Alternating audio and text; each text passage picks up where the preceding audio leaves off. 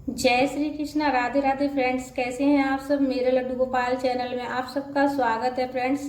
आज मैं आप सबको अपरा एकादशी के व्रत की कथा सुनाने वाली हूँ। कथा महात्म्यम।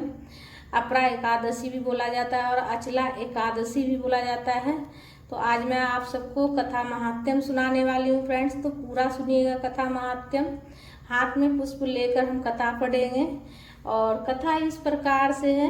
युधिष्ठिर ने पूछा, हे जनार्दन, ज्येष्ठ मास की कृष्ण पक्ष की एकादशी का नाम तथा इसके व्रत की विधि और महात्म्य को सुनाइए। श्री कृष्ण जी बोले, हे राजेश्वर, ज्येष्ठ मास के कृष्ण पक्ष की एकादशी का नाम अपरा है। यह पुण्य को देने वाली और पाप को नष्ट करने वाली है, धन देने वाली है, इसी कारण इसका नाम अपरा है।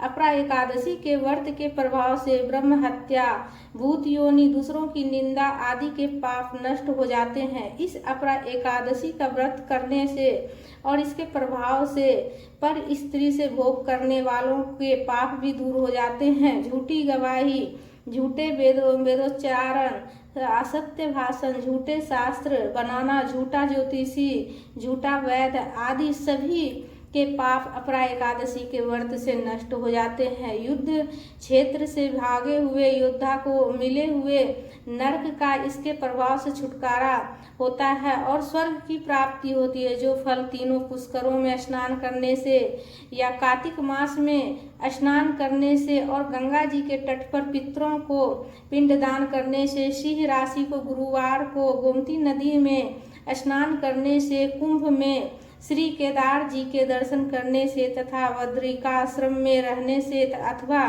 चंद्र सूर्य ग्रहण के समय कुरुक्षेत्र में स्नान करने से जो फल प्राप्त होता है, वही फल ज्येष्ठ मास की कृष्ण पक्ष की अपरा एकादशी का विधि पूर्वक व्रत करने से मिलता है। हाथी घोड़े का दान, यज्ञ में स्वर्ण दान तथा हाल में ब्याही हुई गाय को दान करने से जो फल प्राप्त होता है, वही फल इस अपरा एकादशी का व्रत करने से होता है। हे राजन, यह अपरा एकादशी व्रत पाप रूपी अंधकार को हटाने के लिए सूर्य के समान तेजवान तथा पाप रूपी मृग का वध करने के लिए सिंह के समान है। अतः मनुष्य को इस अपरा एकादशी के दिन श्री हरि विष्णु भगवान का भक्ति पूर्वक व्रत करना चाहिए, जिससे विष्णु लोक की प्राप्ति होती है।